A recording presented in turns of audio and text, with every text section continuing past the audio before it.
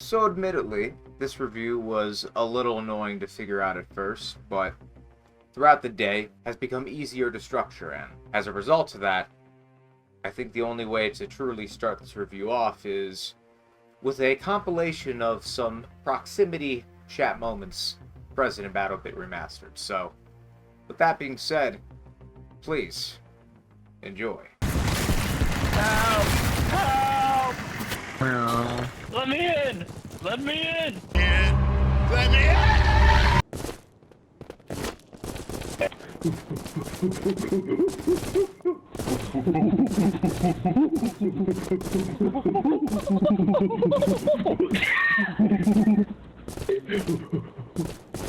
Holy shit, just walked right out my...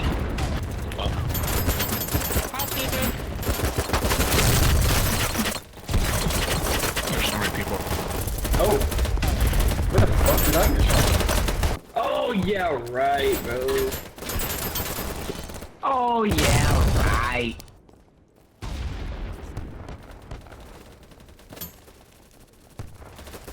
Thank you.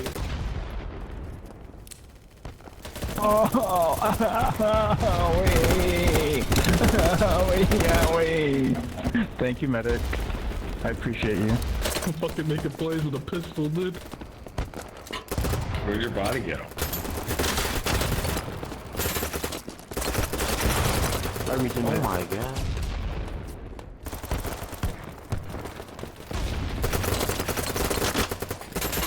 Oh, I ran out of bullets! Down.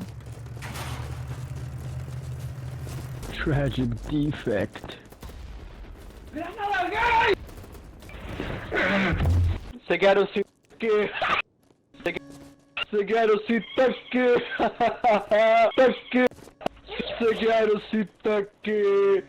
Oh, you did the trick, my bro. That's nice. Careful, windows. Era Costa Loa. Vamos. That's it, bro. Love you. Bro. Fucking run! Mano, não sinto meu piroca! I got him. Oh, dude, flash things are rough. Oh, dude. flashbang. Holy shit. Come on, dude, grab his thing. For a sec, I was like, wait, what? Oh shit, was that death chat? Yeah.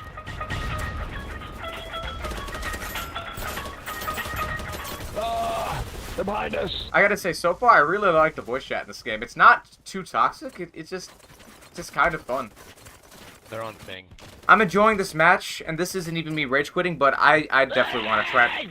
Jesus fucking Christ. Huh. Let me Come shoot on. you! Let me shoot you! Come on. Let me shoot you! Stop! Oh. I got you. This game has quite the eccentric characters, huh? What's the difference? I got you, don't quit on me.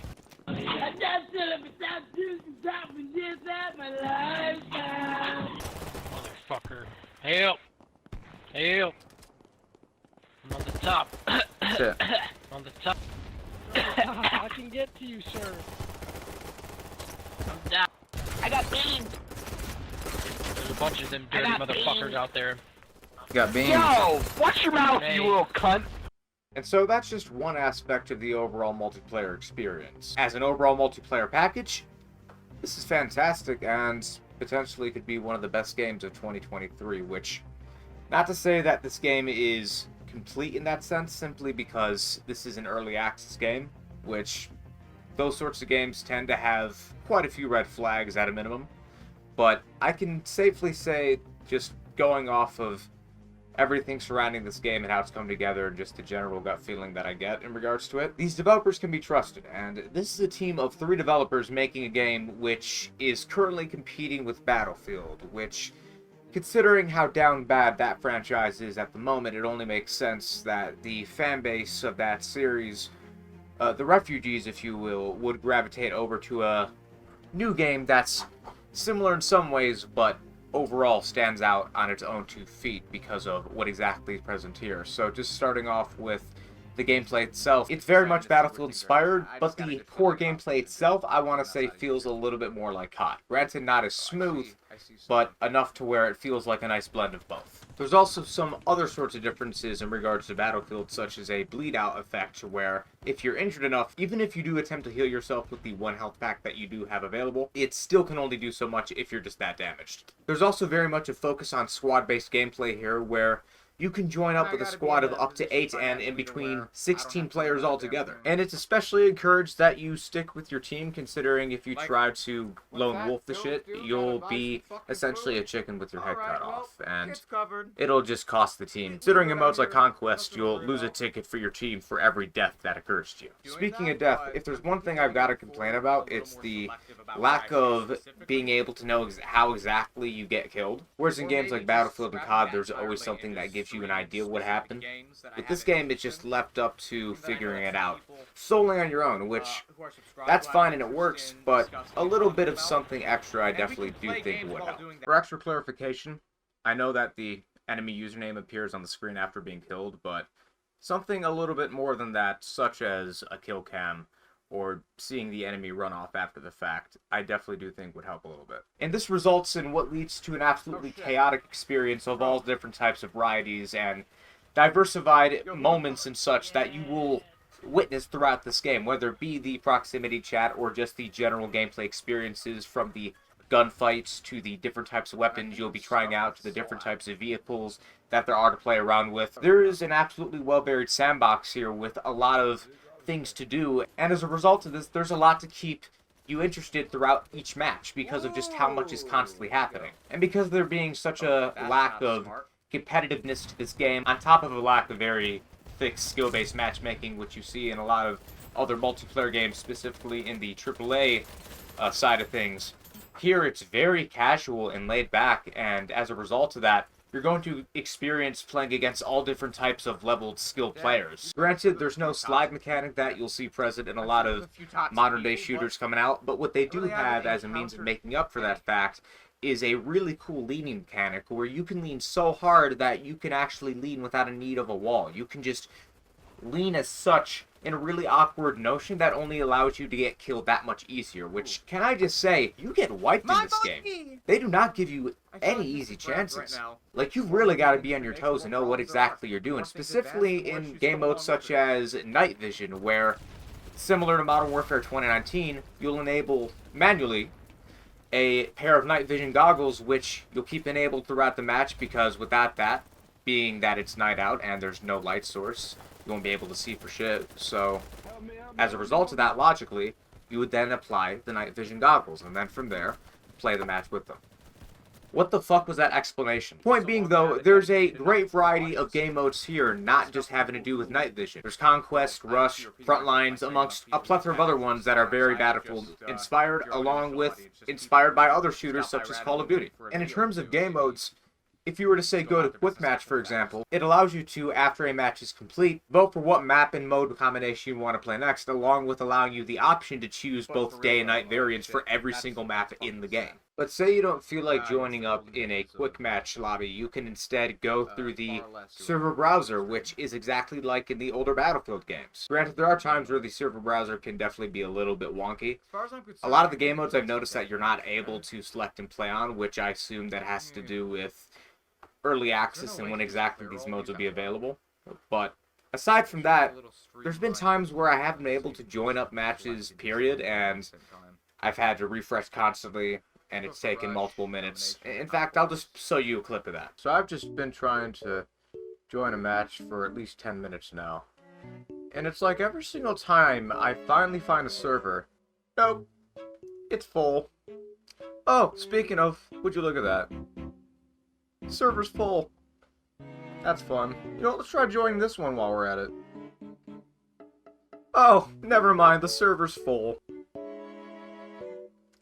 Come on, there's gotta be something. It's fucking full. Alright, I have no choice but to become Arthur Morgan from Red Dead Redemption 2 as a result of this. And let's just imagine that the game is Dutch, and Arthur is talking to the game as if it were Dutch. Come on, Dutch.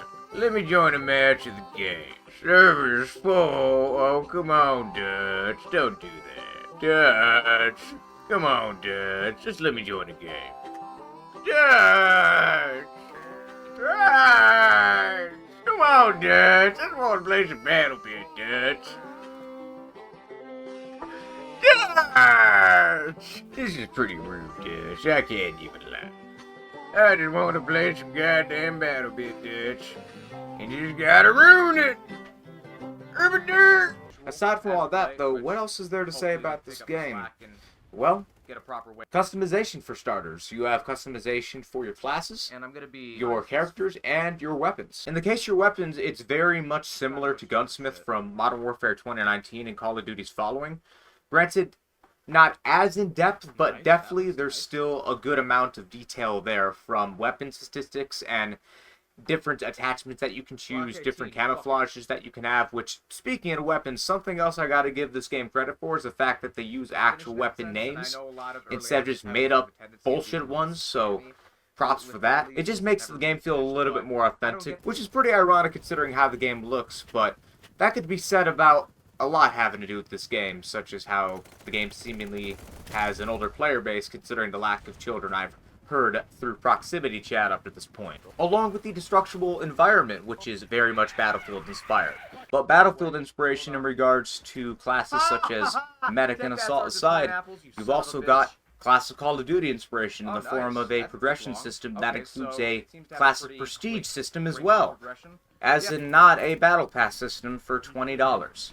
And all this just goes back to this game purely being fun and it not being a sweat fest. And how after a hard day of work at your shitty job, going in 9 to 5, you're coming back home simply to just have a fun time with the game that you're looking forward to playing.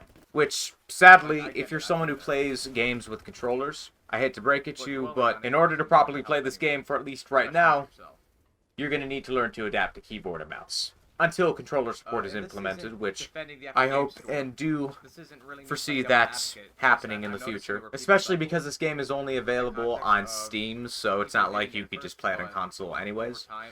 So you would have to go full on PC, which considering this game has a literal potato settings option, you should have no issue running this game, period. And in terms of options, there's a lot of great accessibility here in terms of options. It's very solid. And another thing that's solid is the shooting range that's available in this game, which I'll just show you right here.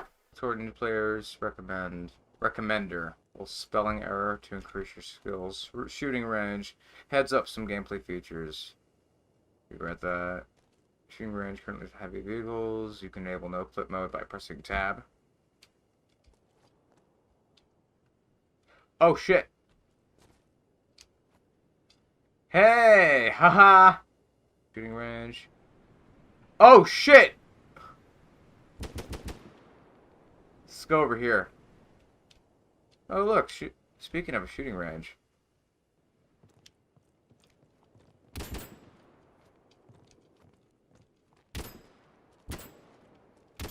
This is cool. This is a lot more than what I was expecting for a shooting range of all things. I mean, just going back to the Halo Infinite comparison... Master Queef, Infinite's shooting range doesn't have anything on this. Like, this is incredibly impressive. Like, wow. Yeah, I've never done the underhand throw. Day-night cycle.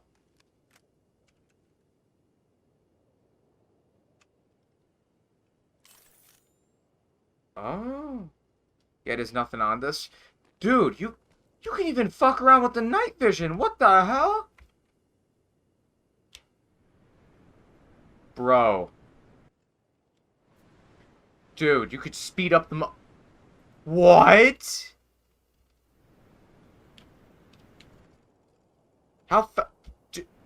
What the fuck? I've never seen a shooting range like this in any game. Oh.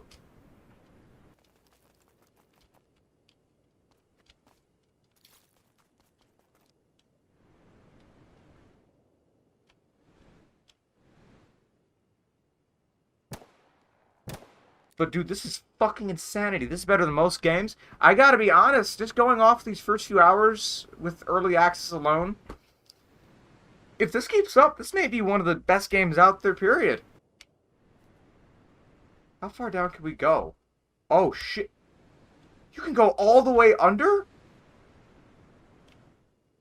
Dude, don't even know where I am right now. They're letting you essentially screw around with the whole game with some level of God mode abilities.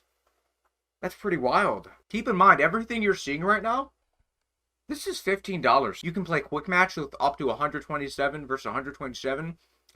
Quick Match here with this amount, server browser, shooting range. You can customize your soldier. You have all these different stats and such. Activated codes, I assume that's for some content.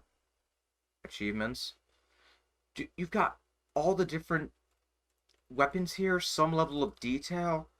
Gadgets as well. I assume this is just for what you maybe have unlocked, or maybe not. You can create clans. You got a decent amount of settings and options here. Look at all this detail. You can change the opacity and everything. That's so fucking cool. Dude, oh my god. It's actually slightly overwhelming with how much shit there is here. It's just to a level I haven't seen in many other games, and it's really impressive for that reason. And that could be said about this game in general. The fact that this is a three-man made game overall.